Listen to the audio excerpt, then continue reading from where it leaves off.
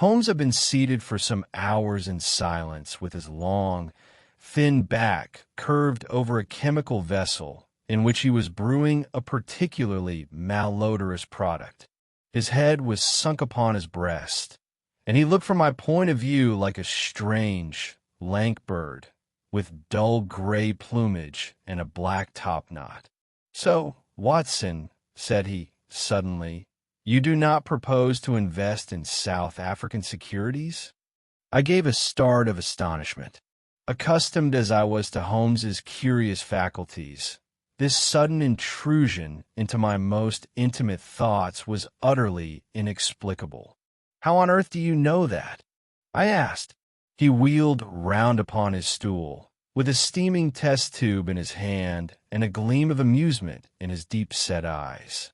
"Now, Watson, confess yourself utterly taken aback," said he.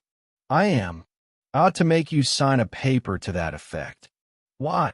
"Because in 5 minutes you will say that it is all so absurdly simple." "I am sure that I shall say nothing of the kind. You see, my dear Watson," he propped his test tube in the rack and began to lecture with the air of a professor addressing his class. "It is not really difficult to construct a series of inferences, each dependent upon its predecessor and each simple in itself.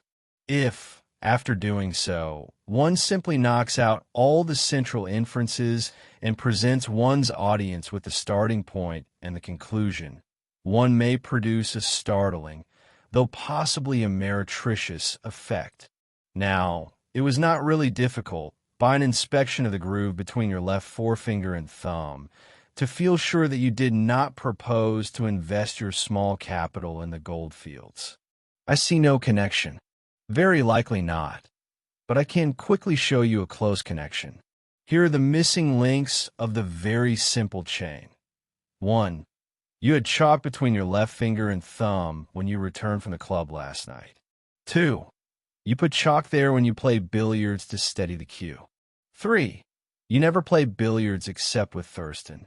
For you told me 4 weeks ago that Thurston had an option on some South African property which would expire in a month, and which he desired you to share with him. 5. Your checkbook is locked in my drawer, and you have not asked for the key. 6. You do not propose to invest your money in this manner. How absurdly simple! I cried. "Quite so," said he, a little nettled. "Every problem becomes very childish when once it is explained to you. Here is an unexplained one. See what you can make of that, friend Watson." He tossed a sheet of paper upon the table and turned once more to his chemical analysis. I looked with amazement at the absurd hieroglyphics upon the paper. "Why, Holmes, it is a child's drawing," I cried. "Oh, that's your idea. What else should it be? That is what Mr. Hilton Cubitt of Riddling Thorpe Manor, Norfolk, is very anxious to know." This little conundrum came by the first post, and he was to follow by the next train. "There's a ring at the bell, Watson. I should not be very much surprised if this were he." A heavy step was heard upon the stairs, and an instant later there entered a tall, ruddy, clean-shaven gentleman, whose clear eyes and florid cheeks told of a life led far from the fogs of Baker Street. He seemed to bring a whiff of his strong, fresh, bracing, East Coast air with him as he entered. Having shaken hands with each of us, he was about to sit down when his eye rested upon the paper with the curious markings, which I had just examined and left upon the table. "Well, Mr. Holmes, what do you make of these?" he cried. "They told me that you were fond of queer mysteries, and I don't think you can find a queerer one than that. I sent the paper on ahead so that you might have time to study it before I came." "It is certainly rather a curious production," said Holmes. "At first sight, it would appear to be some childish prank. It consists of a number of absurd little figures dancing across the paper upon which they are drawn. Why should you attribute any importance to so grotesque an object?" "I never should, Mr. Holmes. But my wife does. It is frightening her to death. She says nothing but I can see terror in her eyes. That's why I want to sift the matter to the bottom." Holmes held up the paper so that the sunlight shone full upon it. It was a page torn from a notebook. The markings were done in pencil and ran in this way. Holmes examined it for some time, and then, folding it carefully up, he placed it in his pocketbook. "This promises to be a most interesting and unusual case," said he. "You gave me a few particulars in your letter, Mr. Hilton Cubitt, but I should be very much obliged if you would kindly go over it all again for the benefit of my friend, Dr. Watson." "I'm not much of a storyteller," said our visitor, nervously clasping and unclasping his great, strong hands. "You'll just ask me anything that I don't make clear. I'll begin at the time of my marriage last year. But I want to say first of all that, though I'm not a rich man, my people have been at Ridlingthorpe for a matter of 5 centuries, and there is no better-known family in the county of Norfolk. Last year I came up to London for the Jubilee, and I stopped at a boarding house in Russell Square, because Parker, the vicar of our parish, was staying in it. There was an American young lady there. Patrick was the name, Elsie Patrick. In some way we became friends. Until before my month was up, I was as much in love as a man could be. We were quietly married at a registry office, and we returned to Norfolk a wedded couple. You'll think it very mad, Mr. Holmes, that a man of a good old family should marry a wife in this fashion, knowing nothing of her past or of her people. But if you saw her and knew her, it would help you to understand. She was very straight about it, was Elsie. I can't say that she did not give me every chance of getting out of it if I wished to do so. I have had some very disagreeable associations in my life," said she. "I wish to forget all about them. I would rather never allude to the past, for it is very painful to me. If you take me, Hilton, you will take a woman who has nothing that she need be personally ashamed of, but you will have to be content with my word for it, and to allow me to be silent as to all that passed up to the time when I became yours. If these conditions are too hard, then go back to Norfolk and leave me to the lonely life in which you found me." It was only the day before our wedding that she said those very words to me. I told her that I was content to take her on her own terms, and I have been as good as my word. Well, we have been married now for a year, and very happy we have been.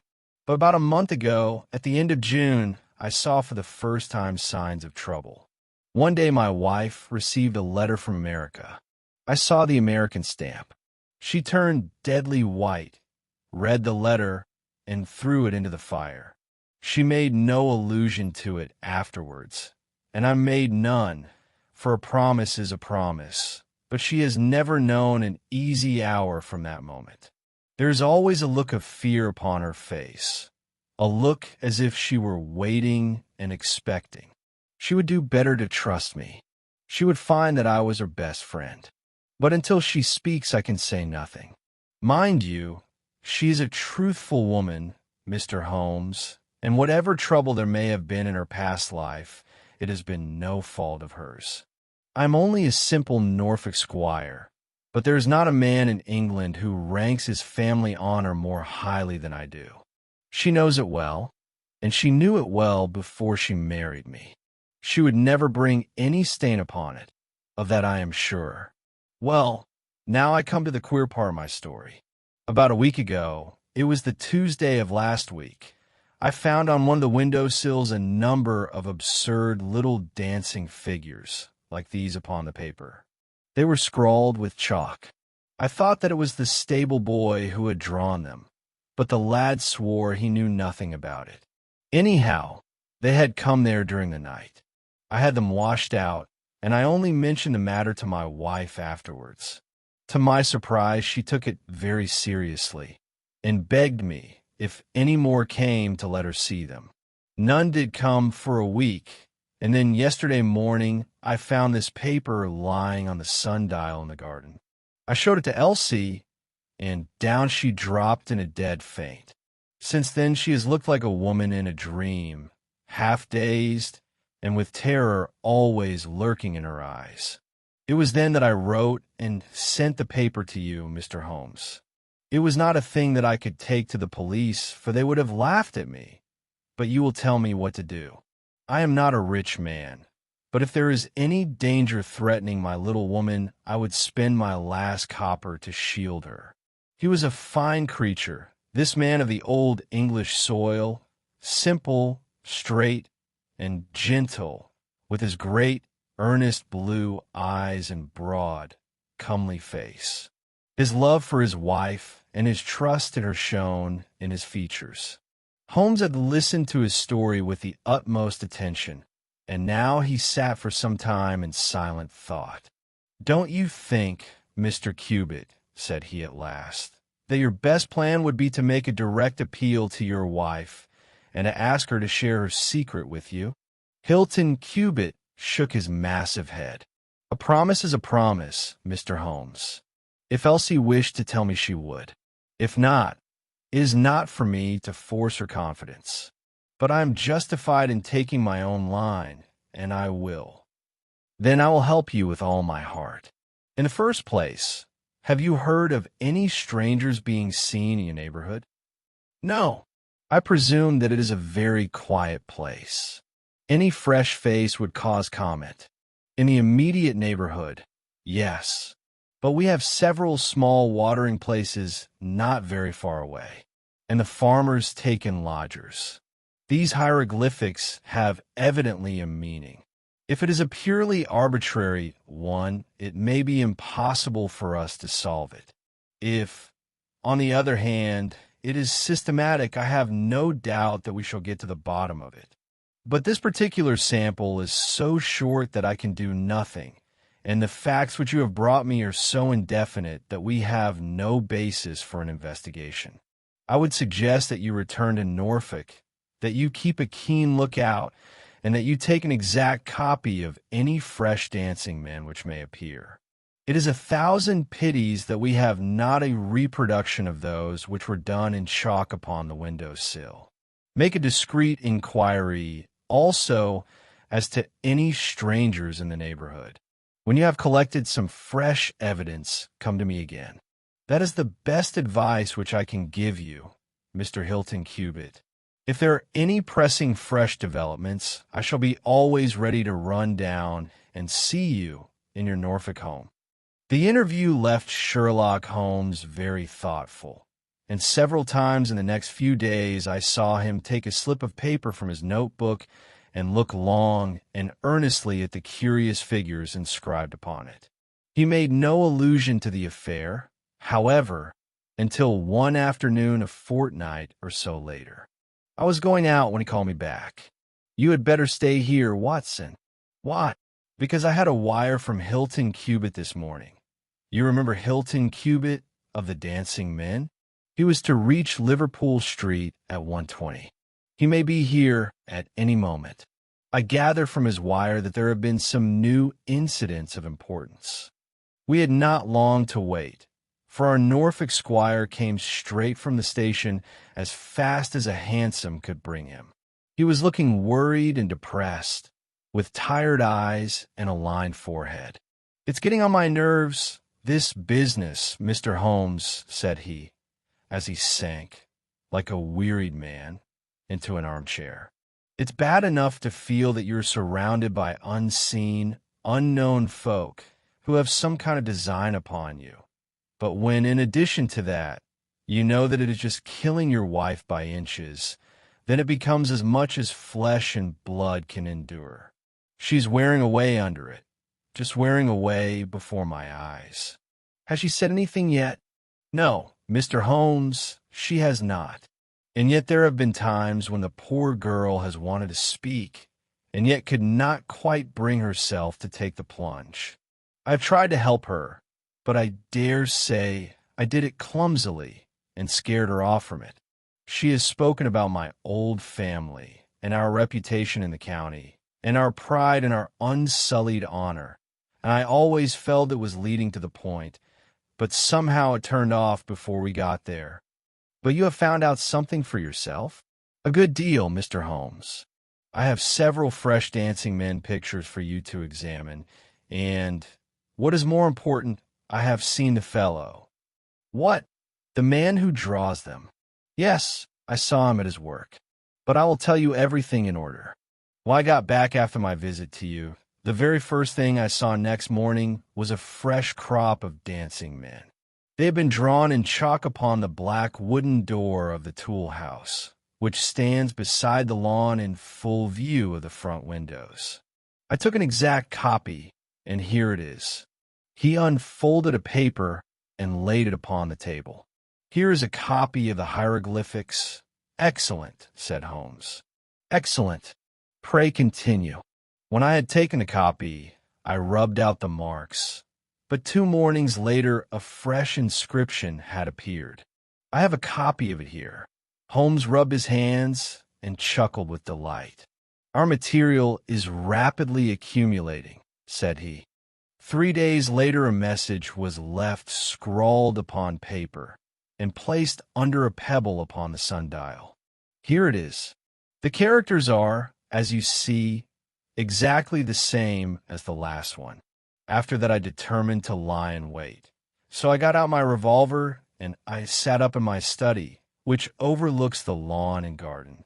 About 2 in the morning, I was seated by the window, all being dark save for the moonlight outside, when I heard steps behind me, and there was my wife in her dressing gown. She implored me to come to bed. I told her frankly that I wished to see who it was who played such absurd tricks upon us. She answered that it was some senseless practical joke, and that I should not take any notice of it. If it really annoys you, Hilton, we might go and travel, you and I, and so avoid this nuisance. What? Be driven out of our own house by a practical joker, said I. Why, we should have the whole county laughing at us. Well, come to bed, said she, and we can discuss it in the morning. Suddenly, as she spoke, I saw her white face grow whiter yet in the moonlight, and her hand tightened upon my shoulder. Something was moving in the shadow of the tool house. I saw a dark, creeping figure which crawled round the corner and squatted in front of the door. Seizing my pistol, I was rushing out, when my wife threw her arms round me and held me with convulsive strength. I tried to throw her off, but she clung to me most desperately. At last I got clear, but by the time I had opened the door and reached the house, the creature was gone. He had left a trace of his presence, however, for there on the door was the very same arrangement of dancing men which had already twice appeared, and which I have copied on that paper. There was no other sign of the fellow anywhere, though I ran all over the grounds. And yet the amazing thing is that he must have been there all the time, for when I examined the door again in the morning, he had scrawled some more of his pictures under the line which I had already seen. Have you that fresh drawing? Yes, it is very short, but I made a copy of it, and here it is. Again he produced a paper. The new dance was in this form. Tell me, said Holmes, and I could see by his eyes that he was much excited, was this a mere addition to the first, or did it appear to be entirely separate? It was on a different panel of the door. Excellent. This is far the most important of all for our purpose. It fills me with hopes. Now, Mr. Hilton Cubitt, please continue your most interesting statement. I have nothing more to say, Mr. Holmes, except that I was angry with my wife that night for having held me back when I might have caught the skulking rascal. She said that she feared that I might come to harm.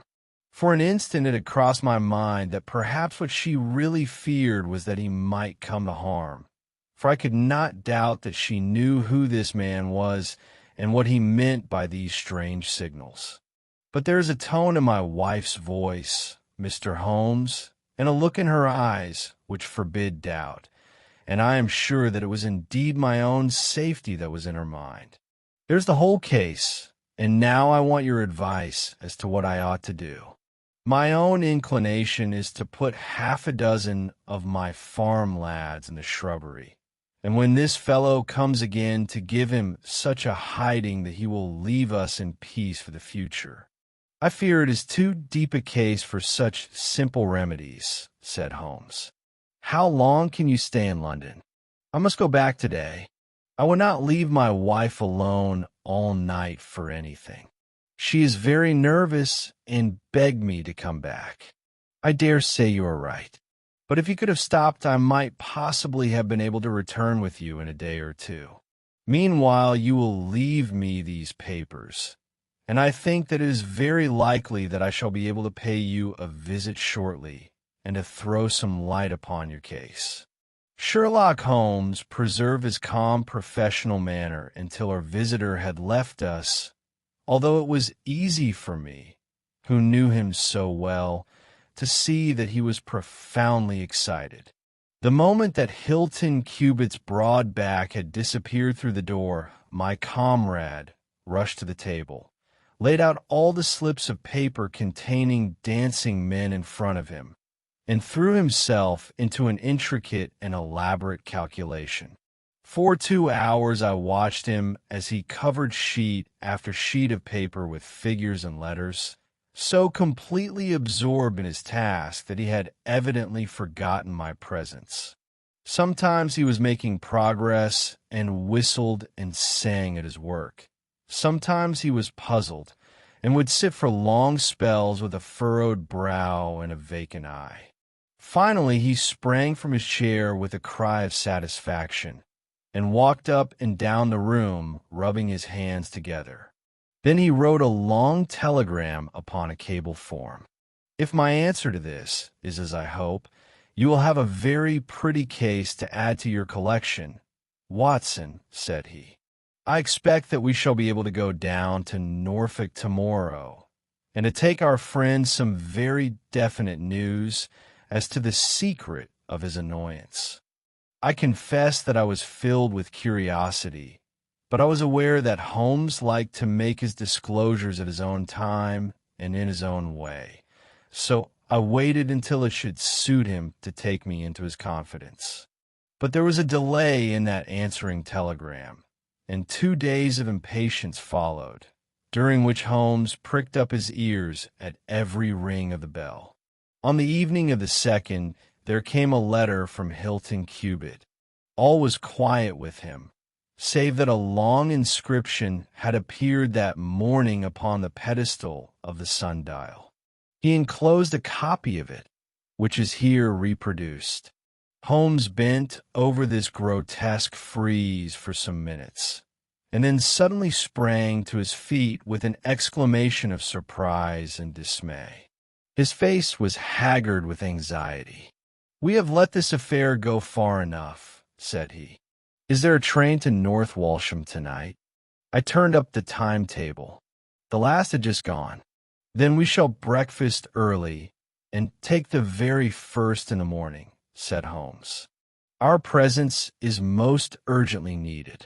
Ah, here is our expected cablegram. One moment, Mrs. Hudson. There may be an answer. No, that is quite as I expected. This message makes it even more essential that we should not lose an hour in letting Hilton Cubit know how matters stand, for it is a singular and a dangerous web in which our simple Norfolk squire is entangled. So, indeed, it proved, and as I come to the dark conclusion of a story which it seemed to me to be only childish and bizarre, I experience once again the dismay and horror with which I was filled. Would that I had some brighter ending to communicate to my readers.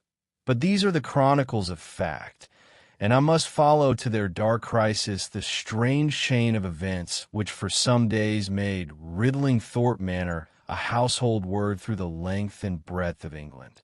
We had hardly alighted at North Walsham, and mentioned the name of our destination, when the station-master hurried towards us.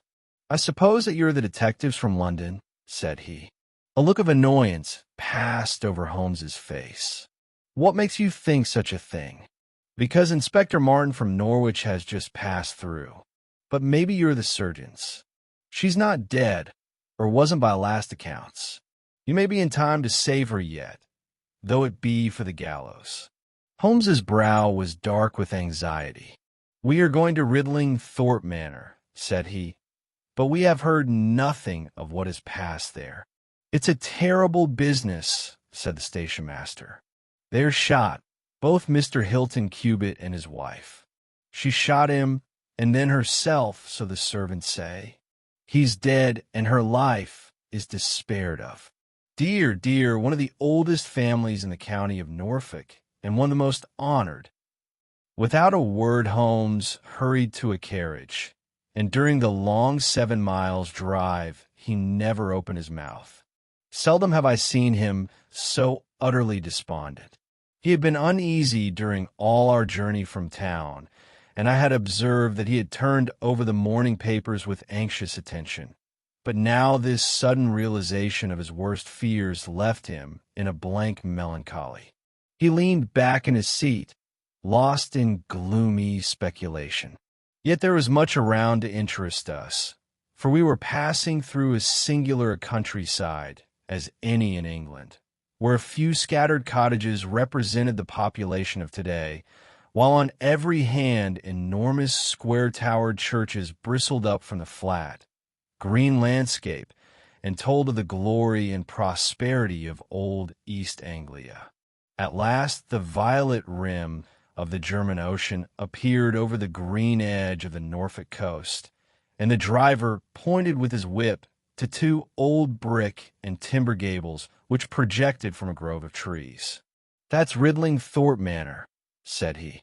As we drove up to the porticoed front door, I observed in front of it, beside the tennis lawn, the black tool house, and the pedestaled sundial with which we had such strange associations. A dapper little man, with a quick, alert manner and a waxed mustache, had just descended from a high dog-cart. He introduced himself as Inspector Martin of the Norfolk Constabulary, and he was considerably astonished when he heard the name of my companion. "Why, Mr. Holmes, the crime was only committed at 3 this morning. How could you hear of it in London and get to the spot as soon as I?" "I anticipated it.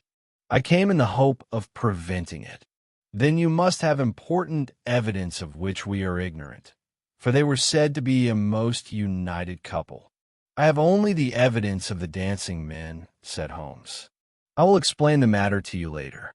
Meanwhile, since it is too late to prevent this tragedy, I am very anxious that I should use the knowledge which I possess in order to ensure that justice be done. Will you associate me in your investigation, or will you prefer that I should act independently?" "I should be proud to feel that we were acting together, Mr. Holmes," said the inspector earnestly. "In that case, I should be glad to hear the evidence and to examine the premises without an instant of unnecessary delay." Inspector Martin had the good sense to allow my friend to do things in his own fashion, and contented himself with carefully noting the results. The local surgeon, an old, white-haired man, had just come down from Mrs. Hilton Cubitt's room, and he reported that her injuries were serious, but not necessarily fatal. The bullet had passed through the front of her brain, and it would probably be some time before she could regain consciousness. On the question of whether she had been shot or had shot herself, he would not venture to express any decided opinion. Certainly the bullet had been discharged at very close quarters. There was only the one pistol found in the room, 2 barrels of which had been emptied. Mr. Hilton Cubitt had been shot through the heart. It was equally conceivable that he had shot her, and then himself, or that she had been the criminal, for the revolver lay upon the floor midway between them. "Has he been moved?" asked Holmes. "We have moved nothing except the lady. We could not leave her lying wounded upon the floor." "How long have you been here, doctor?" "Since 4 o'clock. Anyone else?" "Yes, the constable here." "And you have touched nothing?" "Nothing." "You have acted with great discretion. Who sent for you?" "The housemaid, Saunders." Was it she who gave the alarm? She and Mrs. King, the cook. Where are they now? In the kitchen, I believe. Then I think we had better hear their story at once. The old hall, oak-paneled and high-windowed, had been turned into a court of investigation.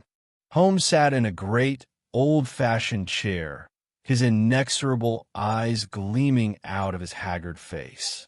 I could read in them a set purpose to devote his life to this quest until the client whom he had failed to save should at last be avenged. The trim Inspector Martin, the old, gray-headed country doctor, myself, and a stolid village policeman made up the rest of that strange company. The two women told their story clearly enough. They had been aroused from their sleep by the sound of an explosion, which had been followed a minute later by a second one. They slept in adjoining rooms, and Mrs. King had rushed into Saunders. Together, they had descended the stairs. The door of the study was open, and a candle was burning upon the table. Their master lay upon his face in the center of the room. He was quite dead. Near the window his wife was crouching, her head leaning against the wall. She was horribly wounded, and the side of her face was red with blood. She breathed heavily, but was incapable of saying anything. The passage, as well as the room, was full of smoke and the smell of powder. The window was certainly shut and fastened upon the inside. Both women were positive upon the point. They had at once sent for the doctor and for the constable. Then, with the aid of the groom and the stable boy, they had conveyed their injured mistress to her room. Both she and her husband had occupied the bed. She was clad in her dress, he in his dressing gown, over his night clothes. Nothing had been moved in the study. So far as they knew, there had never been any quarrel between husband and wife. They had always looked upon them as a very united couple. These were the main points of the servant's evidence. In answer to Inspector Martin, they were clear that every door was fastened upon the inside, and that no one could have escaped from the house. In answer to Holmes, they both remembered that they were conscious of the smell of powder from the moment that they ran out of their rooms upon the top floor. "I commend that fact very carefully to your attention," said Holmes to his professional colleague. "And now I think that we are in a position to undertake a thorough examination of the room." The study proved to be a small chamber, lined on three sides with books, and with a writing table facing an ordinary window, which looked out upon the garden. Our first attention was given to the body of the unfortunate squire, whose huge frame lay stretched across the room. His disordered dress showed that he had been hastily aroused from sleep. The bullet had been fired at him from the front, and had remained in his body after penetrating the heart. His death had certainly been instantaneous and painless. There was no powder marking either upon his dressing gown or on his hands. According to the country surgeon, the lady had stains upon her face, but none upon her hand. The absence of the latter means nothing, though its presence may mean everything, said Holmes. Unless the powder from a badly fitting cartridge happens to spurt backwards, one may fire many shots without leaving a sign. I would suggest that Mr. Cubitt's body may now be removed. I suppose, Doctor, you have not recovered the bullet which wounded the lady? A serious operation will be necessary before that can be done. But there are still 4 cartridges in the revolver. 2 have been fired and 2 wounds inflicted, so that each bullet can be accounted for. So it would seem, said Holmes. Perhaps you can account also for the bullet which has so obviously struck the edge of the window. He had turned suddenly, and his long, thin finger was pointing to a hole which had been drilled right through the lower window sash about an inch above the bottom. "By George!" cried the inspector. "However did you see that?" "Because I looked for it." "Wonderful!" said the country doctor. "You're certainly right, sir. Then a 3rd shot has been fired, and therefore a third person must have been present. But who could that have been, and how could he have got away?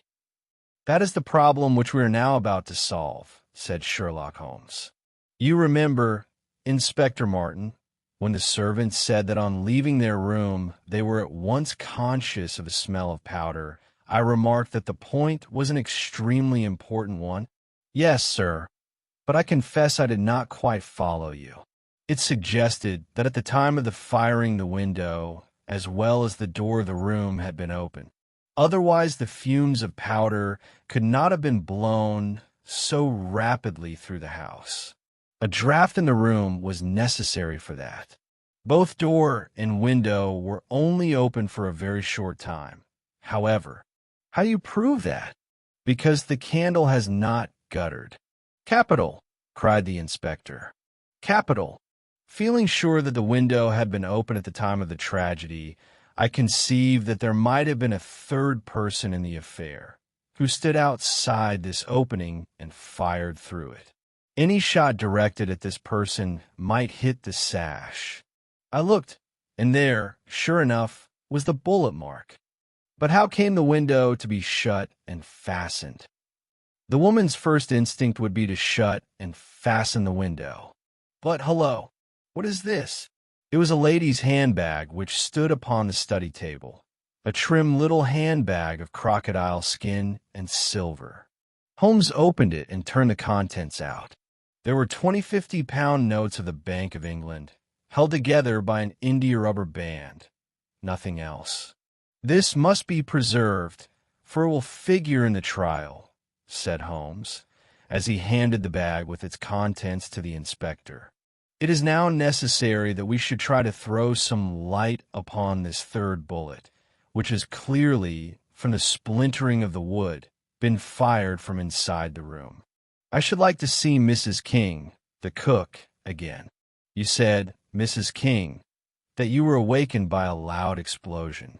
When you said that, did you mean that it seemed to you to be louder than the second one? Well, sir, it wakened me from my sleep, and so it is hard to judge. But it did seem very loud. You don't think that it might have been 2 shots fired almost at the same instant? I am sure I couldn't say, sir. I believe that it was undoubtedly so. I rather think, Inspector Martin, that we have now exhausted all that this room can teach us. If you will kindly step round with me, we shall see what fresh evidence the garden has to offer. A flower bed extended up to the study window, and we all broke into an exclamation as we approached it.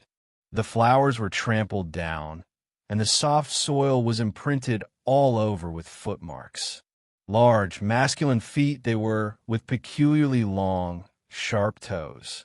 Holmes hunted about among the grass and leaves like a retriever after a wounded bird. Then, with a cry of satisfaction, he bent forward and picked up a little brazen cylinder. I thought so, said he. The revolver had an ejector, and here is the third cartridge. I really think, Inspector Martin, that our case is almost complete. The country inspector's face had shown his intense amazement at the rapid and masterful progress of Holmes's investigation.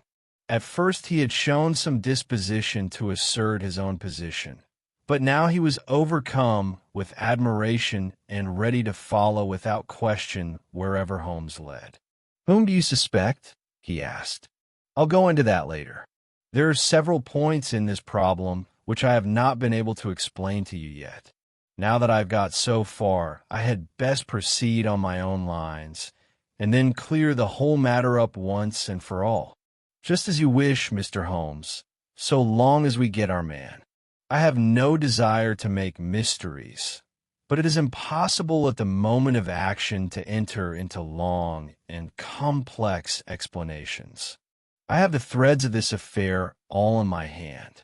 Even if this lady should never recover consciousness, we can still reconstruct the events of last night and ensure that justice be done.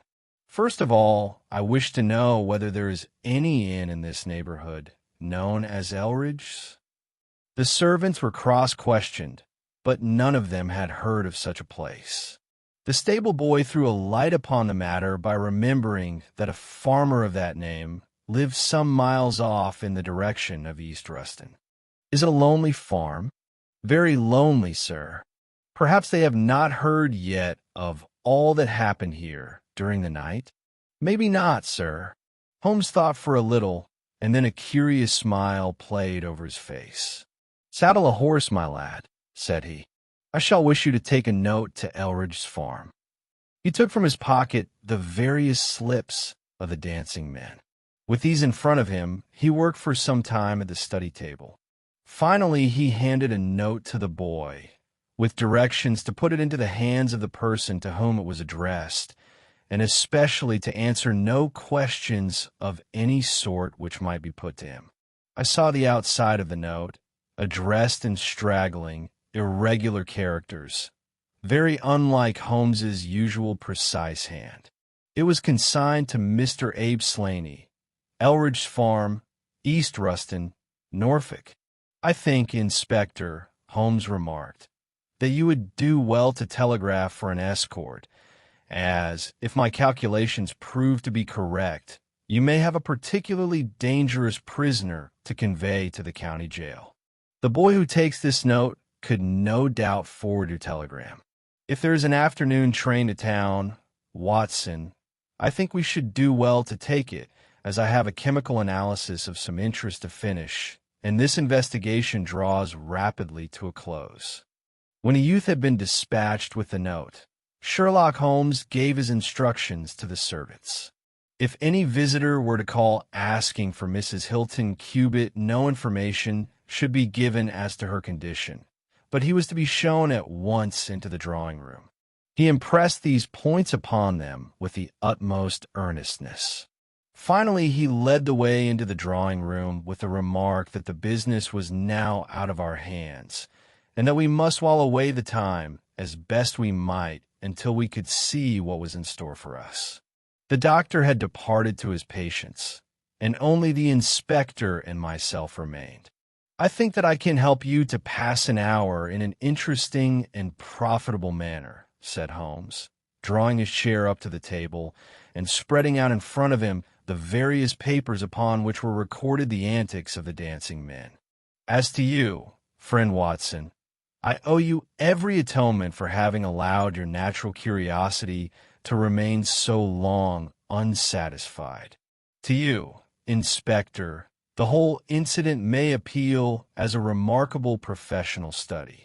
I must tell you first of all the interesting circumstances connected with the previous consultations which Mr. Hilton Cubitt has had with me in Baker Street."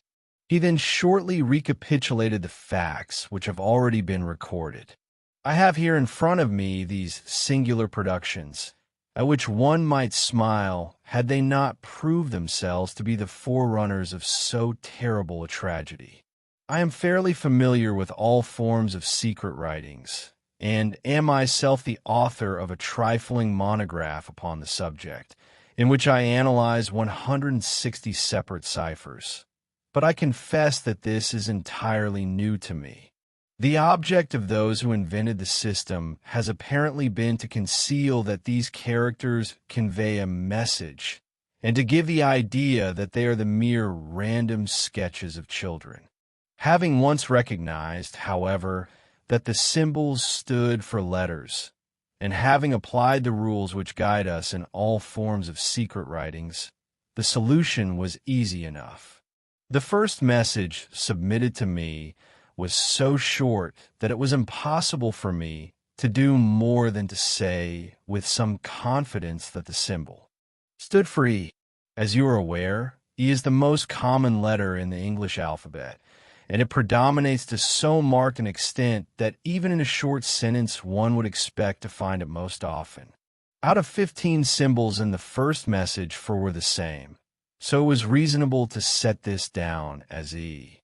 It is true that in some cases the figure was bearing a flag, and in some cases not, but it was probable from the way in which the flags were distributed that they were used to break the sentence up into words. I accepted this as a hypothesis, and noted that E was represented by. But now came the real difficulty of the inquiry. The order of the English letters after E is by no means well marked, and any preponderance which may be shown in an average of a printed sheet may be reversed in a single short sentence. Speaking roughly, T, A, O, I, N, S, H, R, D, and L are the numerical order in which letters occur. But T, A, O, and I are very nearly abreast of each other. It would be an endless task to try each combination until a meaning was arrived at. I, therefore, waited for fresh material. In my second interview with Mr. Hilton Cubitt, he was able to give me 2 other short sentences and 1 message, which appeared, since there was no flag, to be a single word. Here are the symbols. Now, in the single word, I've already got the 2 E's coming second and fourth in a word of 5 letters. It might be sever, or lever, or never. There can be no question that the latter as a reply to an appeal is far the most probable, and the circumstances pointed to its being a reply written by the lady. Accepting it as correct, we are now able to say that the symbols stand respectively for N, V, and R. Even now I was in considerable difficulty, but a happy thought put me in possession of several other letters. It occurred to me that if these appeals came, as I expected, from someone who had been intimate with a lady in her early life, a combination which contained 2 E's with 3 letters between might very well stand for the name Elsie.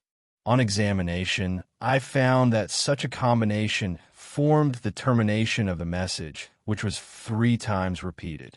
It was certainly some appeal to Elsie. In this way I got my LS and I.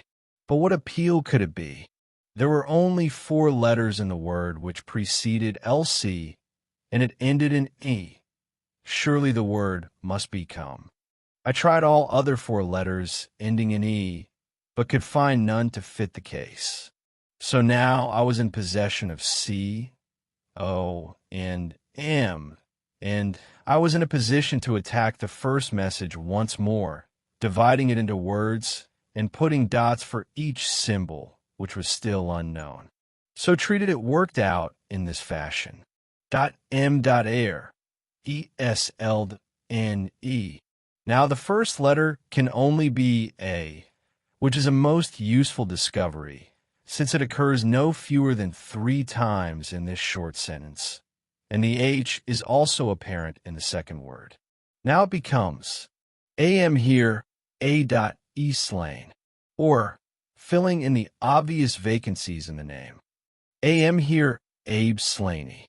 I had so many letters now that I could proceed with considerable confidence to the second message, which worked out in this fashion. AELRI.ES. Here I could only make sense by putting T and G for the missing letters, and supposing that the name was that of some house or inn at which the writer was staying. Inspector Martin and I had listened with the utmost interest to the full and clear account of how my friend had produced results which had led to so complete a command over our difficulties. "What did you do then, sir?" asked the inspector. I had every reason to suppose that this Abe Slaney was an American, since Abe is an American contraction, and since a letter from America had been the starting point of all the trouble. I had also every cause to think that there was some criminal secret in the matter. The lady's allusions to her past and her refusal to take her husband into her confidence both pointed in that direction. I therefore cabled to my friend Wilson Hogreave of the New York Police Bureau, who has more than once made use of my knowledge of London crime. I asked him whether the name of Abe Slaney was known to him. Here is his reply: "The most dangerous crook in Chicago." On the very evening upon which I had his answer, Hilton Cubitt sent me the last message from Slaney. Working with known letters, it took this form: Elsie.read are to meet thy go. The addition of a P and a D completed a message which showed me that the rascal was proceeding from persuasion to threats, and my knowledge of the crooks of Chicago prepared me to find that he might very rapidly put his words into action. I at once came to Norfolk with my friend and colleague, Dr. Watson, but unhappily, only in time to find that the worst had already occurred. "It is a privilege to be associated with you in the handling of a case," said the inspector warmly. "You will excuse me, however, if I speak frankly to you. You are only answerable to yourself, but I have to answer to my superiors. If this Abe Slaney, living at Elridge's, is indeed the murderer, and if he has made his escape while I am seated here, I should certainly get into serious trouble. You need not be uneasy. He will not try to escape. How do you know? To fly would be a confession of guilt. Then let us go to arrest him. I expect him here every instant. But why should he come? Because I have written and asked him. But this is incredible, Mr. Holmes. Why should he come because you have asked him? Would not such a request rather rouse his suspicions and cause him to fly?" "I think I have known how to frame the letter," said Sherlock Holmes. "In fact, if I'm not very much mistaken, here is the gentleman himself coming up the drive." A man was striding up the path which led to the door. He was a tall, handsome, swarthy fellow, clad in a suit of gray flannel, with a Panama hat, a bristling black beard, and a great aggressive hooked nose, and flourishing a cane as he walked. He swaggered up the path as if the place belonged to him, and we heard his loud, confident peal at the bell. "I think, gentlemen," said Holmes quietly, "that we had best take up our position behind the door. Every precaution is necessary when dealing with such a fellow. You will need your handcuffs, Inspector. You can leave the talking to me." We waited in silence for a minute, one of those minutes which one can never forget. Then the door opened and the man stepped in. In an instant Holmes clapped a pistol to his head, and Martin slipped the handcuffs over his wrists. It was all done so swiftly and deftly that the fellow was helpless before he knew that he was attacked. He glared from one to the other of us with a pair of blazing black eyes. Then he burst into a bitter laugh. "Well, gentlemen, you have the drop on me this time. I seem to have knocked up against something hard. But I came here in answer to a letter from Mrs. Hilton Cubitt. Don't tell me that she is in this? Don't tell me that she helped to set a trap for me. Mrs. Hilton Cubitt was seriously injured and is at death's door." The man gave a hoarse cry of grief, which rang through the house. "You're crazy," he cried, fiercely. "It was he that was hurt, not she. Who have hurt little Elsie? I may have threatened her, God forgive me, but I would not have touched a hair of her pretty head. Take it back, you. Say that she is not hurt. She was found badly wounded by the side of her dead husband." He sank with a deep groan on to the settee and buried his face in his manacled hands.